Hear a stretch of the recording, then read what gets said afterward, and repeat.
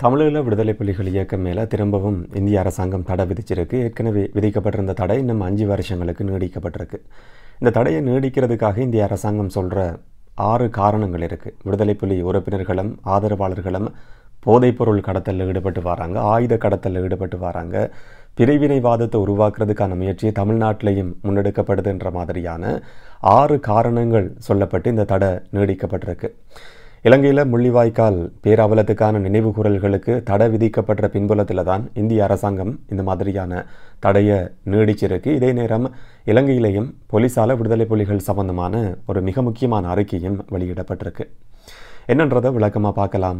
வணக்கம், நான் கிருஷாந்த் ராஜ். தமிழீழ விடுதலை புலிகள் இயக்கம் இந்தியாவில் ஏற்கனவே தடை செய்யப்பட்ட இயக்கம். முன்னாள் பிரதமர் ராஜீவ்காந்தி படுகொலை செய்யப்பட்டதுக்கு பிறகு 1991 விடுதலை புலிகள் இயக்கம் பயங்கரவாத அமைப்பு என்று சொல்லி தடை விதிக்கப்பட்டிருந்தது. ஒவ்வொரு 2 வருஷங்களுக்கு ஒரு தடவை அந்த தடை நீடிக்கப்பட்டது வழமையானது. பிறகு 2019 5 வருஷங்களுக்கு அந்த தடை நீடிக்கப்பட்டிருந்தது. இப்போ நேற்றோட அந்த தடைக்காலம் முடிவுக்கு வரதால் திரும்பவும் மேலதிகமாக 5 வருஷங்களுக்கு விடுதலை புலிகள் அமைப்பு தடை செய்யப்பட்ட அமைப்பாக இந்தியாவில் அறிவிக்கப்பட்டிருக்கு. இதுக்கு இந்திய அரசாங்கம் 6 காரணங்களை சுட்டி காட்டி ஒரு மிகப்பெரிய அறிக்கையை வெளியிட்டிருக்கு. அதில் முதலாவது காரணம் 2009 தோல்வி அடைஞ்சதுக்கு பிறகு விடுதலை புலிகள் அமைப்பினுடைய ஆதரவாளர்கள் உறுப்பினர்கள் ஈழம் என்ற கோட்பாடு இதுவரைக்கும் கைவிடாமல் இருக்கிறாங்க. அதுக்கான நிதி சேகரிப்பு திட்டங்கள் தொடர்ச்சியாகவே உள்நாட்டிலையும் வெளிநாட்டிலையும் முன்னெடுக்கப்பட்டு வருது. அதோடு சேர்த்து சிதறி இருக்கிற செயற்பாட்டாளர்களை உள்நாட்டிலையும் வெளிநாட்டிலையும் கட்டியெழுப்புறதுக்கான ஒன்றா சேர்க்கிறதுக்கான முயற்சிகளும் முன்னெடுக்கப்படுதுன்னு சொல்லி முதலாவது காரணம் சொல்லப்படுது. 2வது காரணம் விடுதலை புலிகள் இயக்க ஆதரவாளர்கள் பிரிவினைவாதத்தை வளர்க்குறாங்களாம். குறிப்பாக இந்தியாவிலையும் தமிழ்நாட்டில் இந்த மாதிரியான பிரிவினைவாதம் வளர்க்கப்படுது. இது இந்தியாவினுடைய வலுவான ஒருமைப்பாட்டை சிதைக்கிற செயற்பாடு அமைய முடியும் என்று சொல்லி தடை விதிக்கிறதுக்கு 2வது காரணத்தை இந்திய மத்திய அரசாங்கம் சொல்லியிருக்கு. 3வது காரணம் வெளிநாடுகளில் இருக்கிற விடுதலை புலி ஆதரவாளர்கள் புலிகளினுடைய தோல்விக்கு இந்திய அரசாங்கம்தான் காரணம் என்று சொல்லி தமிழர்கள் மத்தியில் ஒரு நிலைப்பாட்டை ஏற்படுத்துறதுக்கான முயற்சியில் ஈடுபட்டு வராங்களாம். இதனால் இந்திய அரசியலமைப்பு அது மாதிரி இந்திய மத்திய அரசாங்கம் மேலே தமிழர்களுக்கு வெறுப்புணர்வு ஏற்படுறதுக்கான வாய்ப்பு உருவாக முடியும் என்று சொல்லி ஒரு காரணம் சொல்லப்படுது. விடுதலை புலிகளினுடைய போராட்ட தோல்வியில் இந்தியாவினுடைய பங்கு இருக்குன்றது எல்லாருக்குமே தெரிஞ்ச ஒரு விஷயம். இது கடந்த காலங்களிலையும் கூட அரசியல்வாதிகளாலேயும் பகிரங்கமாக சொல்லப்பட்டிருக்கு. குறிப்பாக இப்போ இருக்கிற ஜனாதிபதி ரணில் விக்ரமசிங்க பிரதமராக இருந்த சந்தர்ப்பத்திலையும் இந்திய அரசாங்கம் நேரடியான இராணுவ ஆயுத பயிற்சிகளை கொடுத்திருந்தது. கடற்புலிகளை தோற்கடிக்கிறதுக்கு இது பேருதவியாக இருந்ததா பகிரங்கமாகவே ஒரு சந்தர்ப்பத்தில் சொல்லியிருந்தார். இந்த மாதிரி பலர் இந்தியாவினுடைய ஆதரவுக்கு நன்றியும் கூட தெரிவிச்சிருக்கிறாங்க. இப்போ இந்தியா மூடி மறைக்கிறதுக்கு முயற்சி எடுக்கிறதுக்கான நோக்கம் என்னன்றது தெரியாது. 4வது காரணம், அந்த தடை தொடர்ந்து இருக்கிற நிலையிலையும் விடுதலை புலி ஆதரவாளர்கள் அமைப்புகளாகவும் தனித்தனி நபர்களாகவும் தொடர்ச்சியாகவே செயற்பட்டு வராங்களாம். இதனால் புலிகளுக்கான ஆதரவை திரட்டுற முயற்சி தொடர்ச்சியாகவே முன்னெடுக்கப்பட்டு வருதான். 5வது காரணம், புலிகள் அமைப்பு சம்பந்தமாக இந்திய மத்திய அரசாங்கத்தினுடைய கொள்கை புலிகள் அமைப்பினுடைய செயற்பாட்டை கட்டுப்படுத்துறதுக்கு மத்திய அரசாங்கம் எடுத்திருக்கிற சில நடவடிக்கைகளை விடுதலை புலி முக்கியஸ்தர்கள் கடுமையாக எதிர்த்திருக்கிறாங்களாம். இதுவும் தடை நீடிக்கப்பட்டிருக்கிறதுக்கான ஒரு காரணமாக சொல்லப்படுது. 6வது காரணம், விடுதலை புலி உறுப்பினர்கள் போதைப்பொருள் கடத்தலில் ஈடுபட்டது சம்பந்தமான தகவல்கள் வந்திருக்காம். அதே மாதிரி புலிகளுக்கு ஆதரவான ஆயுத கடத்தல் செயற்பாட்டிலையும் புலி உறுப்பினர்களும் ஆதரவாளர்களும் செயற்பட்டு வாரது அச்சுறுத்தலாக இருக்குது என்ற மாதிரியான காரணம் முன்வைக்கப்பட்டிருக்கு. விடுதலை புலிகள் போதைப்பொருள் கடத்தினாங்கன்ற குற்றச்சாட்டை இராணுவம் கூட இலங்கை இராணுவம் கூட ஏற்றுக்கொண்டது கிடையாது. விடுதலை புலிகளோட போராட்டம் நடத்தின களத்தில் நின்றவர்களும் அதை வழி நடத்தின முக்கியஸ்தர்களும் கடந்த காலங்களில் பகிரங்கமாக சொன்ன ஒரு விஷயம். இது தமிழர்கள் சொன்னது மட்டும் கிடையாது. இலங்கை இராணுவத்தினுடைய முக்கியஸ்தர்களை ஏற்றுக்கொண்ட விஷயம் என்னென்று சொன்னால், விடுதலை புலிகள் அமைப்பினுடைய தலைவர் பிரபாகரன் அவர்கள் அந்த அமைப்பை ஒரு கட்டுக்கோப்பான அமைப்பாக வச்சிருந்தார்.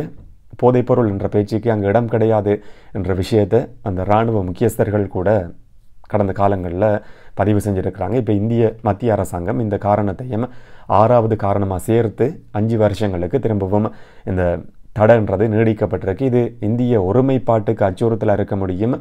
அதே நேரத்தில் இந்திய பிரஜைகளுக்கு இந்திய குடிமக்களுக்கு அவங்களுடைய பாதுகாப்புக்கும் அச்சுறுத்தலாக இருக்கும். இதுக்காக தான் இந்த தடை உத்தரவு நீடிக்கப்படுதுன்னு சொல்லி ஒரு காரணம் அந்த அறிக்கையில் சொல்லப்பட்டிருக்கு. இப்போ இந்த தடை நீடிக்கப்பட்டிருக்கிற பின்புலத்தை பார்க்குற நேரத்தில் இலங்கையில் வந்து ஒரு ஜனாதிபதி தேர்தல் நடக்கிற காலப்பகுதி. இந்த காலப்பகுதியில் இந்த மாதிரியான புலிவரது கோஷம் எழுப்பப்படுறது வழமையானது. கடந்த காலங்கள்லையும் இது நடந்திருக்கு. இப்போ அந்த மாதிரியான ஒரு பின்புலத்தில் தான் இந்த தடைன்றது திரும்பவும் நீடிக்கப்பட்டிருக்கு. போதைப்பொருள் கடத்தல் சம்பந்தமான செய்திகள் ஊடகங்களில், குறிப்பாக இந்திய ஊடகங்களில் கடந்த காலங்களில் வெளியாகி இருந்தது. விடுதலை புலி உறுப்பினர்கள் ஆதரவாளர்கள் போதைப்பொருள் கடத்தினாங்க, நிதி சேகரிப்பு நடவடிக்கையில் ஈடுபட்டாங்கன்னு சொல்லி. நான் எப்பவும் வழமையாக சொல்கிற மாதிரி சில செய்திகளுக்கு பின்னால் ஒரு கதை இருக்கும். அந்த செய்தியினுடைய கதை தான் இப்போ இந்த தடை இன்னும் 5 வருஷங்களுக்கு நீடிக்கப்பட்டிருக்குன்றது. இதே நேரம் இலங்கை போலீஸும் விடுதலை புலிகள் அமைப்பு சம்பந்தமாக சில விஷயங்களை சொல்லியிருக்கு. சில இடங்களில் தடை உத்தரவுகளும் பெறப்பட்டிருக்கு. இந்த முள்ளிவாய்க்கால் நினைவேந்தல் நினைவு கூறல் கூட நடக்கக்கூடாது என்று சொல்லி தடை உத்தரவுகள் பெறப்பட்டிருக்கு. சில கிழக்கு மாகாணத்தில், குறிப்பாக திருகோணமலை, மட்டக்களப்பு, அம்பாறை மாவட்டங்களில் வந்து நீதிமன்றங்களில் போய் போலீஸ் தடை உத்தரவு கேட்கறதுக்காக முன் வச்சிருக்கிற காரணம் என்னென்னு சொன்னால், விடுதலை புலி உறுப்பினர்கள் நினைவு கூறப்படுறதன் மூலமாக இலங்கையில் திரும்பவும் பயங்கரவாதம் தலை தூக்குறதுக்கான வாய்ப்பு இருக்காம். அதே மாதிரி இந்த நினைவு கூறல் செயற்பாடுகளால் பொதுமக்களினுடைய அன்றாட செயற்பாடுகளுக்கு இடையூறு ஏற்படுறதுக்கான வாய்ப்பு இருக்கிறதா காரணங்களை முன்வச்சு நீதிமன்றங்களில் போலீஸ் தடை உத்தரவுகளை பெற்றுக்கொண்டிருக்கு. அதே மாதிரி திருகோணமலை, சம்பூர், சேனையூர் பகுதியில் நடந்த சம்பவத்தை பற்றியும் இலங்கை போலீஸால் ஒரு பெரிய அறிக்கை ஒன்றும் நேற்று வெளியிடப்பட்டிருந்தது. கஞ்சி கொடுத்ததுக்காக கைது செய்யப்பட்டதா செய்திகள் வெளியாகியிருந்தது. அது உண்மை கிடையாதாம். கத்தியை வச்சு மிரட்டின அடிப்படையில் சந்தேக நபர்கள் கைது செய்யப்பட்டிருக்கிறாங்களாம். அதோட சேர்த்து அந்த இடத்துல வந்து நினைவேந்தல் நடத்தக்கூடாது, விடுதலை புலி உறுப்பினர்கள் நினைவு கூறப்படக்கூடாது என்று சொல்லி, அது கொண்டாட்டம், செலிப்ரேஷன் என்று தான் போலீஸ் அறிக்கையில் சொல்லப்பட்டிருக்கு. அது கொண்டாட்டம் கிடையாது, அது நினைவு கூறல். எந்த ஒரு நபர் உயிரிழந்தாலும் அவரை நினைவு கூறுறதுன்றது மனிதகுல வழக்கம். அந்த அடிப்படையில் தான் இந்த நினைவு கூறல்களும் நடத்தப்படுறதுக்கான ஏற்பாடுகள் செய்யப்பட்டிருக்கு. ஆனால் இலங்கை போலீஸ் இந்த மாதிரியான காரணங்களை முன்வச்சு தடை உத்தரவுகளை பெற்றுக்கொண்டிருக்கு. நீதிமன்றத்தினுடைய தீர்மானங்களை, தீர்ப்பை வந்து நம்ம விமர்சிக்க முடியாது. நான் அதுக்குள்ளே போகிறத தவிர்த்து கொள்கிறேன். ஆனால் இலங்கை போலீஸ் நீதிமன்றத்தில் போய் இந்த மாதிரியான ஒரு தடை உத்தரவை பெற்றுக்கொள்ளுது என்று சொன்னால் அது போலீஸ் மட்டுமே தன்னிச்சையாக எடுக்கிற தீர்மானம் கிடையாது. போலீஸுக்கு பொறுப்பாக ஒரு அமைச்சர், பொதுமக்கள் பாதுகாப்பு அமைச்சர் இருக்கிறார். அவருக்கு மேலே ஜனாதிபதி ரணில் விக்ரமசிங்க இருக்கிறார். இவங்களுக்கு தெரியாமல் இலங்கை போலீஸ் இந்த மாதிரியான தீர்மானங்களை எடுக்கிறதுக்கு வாய்ப்பு கிடையாது. சில நேரங்களில் மேலிடத்திலிருந்து பிறப்பிக்கப்பட்ட உத்தரவாக கூட இருக்க முடியும். இப்போ இந்திய அரசாங்கம் இந்த தடையை வந்து இன்னும் 5 வருஷங்களுக்கு நீடிச்சிருக்கிறதையும் இந்த நினைவு கூறல்களை தடுக்கிறதுக்கு சாதகமாக இலங்கை அரசாங்கம் பாதுகாப்பு தரப்பு பயன்படுத்துறதுக்கான வாய்ப்பு இருக்குது. ஆனால் இது சம்மந்தமாக இன்றைக்கி சோஷியல் மீடியாவில் வந்து சிங்கள இளைஞர்கள் மத்தியில் ஆதரவு குரல்கள் வலுத்திருக்கிறத பார்க்க முடியுது. பாராளுமன்றத்திலையும் மக்கள் விடுதலை முன்னணியிட பாராளுமன்ற உறுப்பினர் விஜித ஹேரத் வந்து ஆதரவாக குரல் கொடுத்திருக்கிறாரு.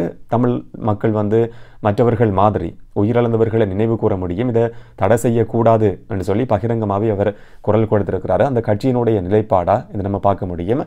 வேற பெரும்பான்மை இனத்தை சேர்ந்த சிங்கள கட்சிகளை சேர்ந்தவர்கள் யாராவது முக்கிய அரசியல்வாதிகள் இந்த மாதிரி ஆதரவு கொடுத்ததா அங்கேயும் செய்திகளை பார்க்க முடியலை. சிங்கள வாக்குகளுக்கு பயந்து கொண்டு அவர்கள் சில நேரங்களில் குரல் கொடுக்காமல் தவிர்த்து கொண்டிருக்கலாம். ஆனாலும் கூட சிங்கள இளைஞர்கள் இன்றைக்கி பகிரங்கமாகவே ஊடகங்கள்லையும் சோஷியல் மீடியாலையும் நினைவு கூறுறதுக்கு உரிமை இருக்குன்ற விஷயத்தை தொடர்ச்சியாக வலியுறுத்துறத பார்க்க முடியுது. இது உண்மையிலேயே ஒரு முற்போக்கான சிந்தனையும் நல்ல மாற்றமும். இதே மாதிரியான ஒரு சிந்தனை அரசியல்வாதிகள் மத்தியிலையும் ஏற்படுமா இருந்தால் நல்லது. இல்லாட்டி இந்த மாதிரியான தடைகள் தொடர்ச்சியாக விதிக்கப்பட்டு தமிழ் மக்கள் தொடர்ந்து நசுக்கப்படுவாங்களா இருந்தால் வெறுப்புணர்வு அதிகரிக்கிறதுக்கான வாய்ப்பு தான் ஏற்படுமே தவிர நல்லிணக்க சிந்தனை ஏற்பட போகிறது கிடையாது. இன்னும் ஒரு காணொலியில் இன்னும் ஒரு தகவலோடு சந்திக்கலாம். வணக்கம்.